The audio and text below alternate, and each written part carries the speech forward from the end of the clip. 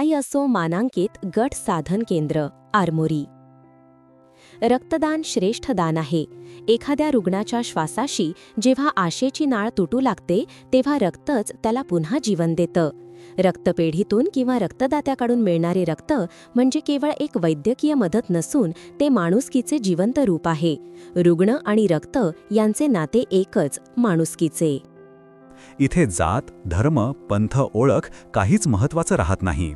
रक्त कुणाचं आहे यापेक्षा ते कुणाचा प्राण वाचवतंय हे महत्त्वाचं असतं. म्हणूनच म्हणतात, रक्ताला नाती नसतात.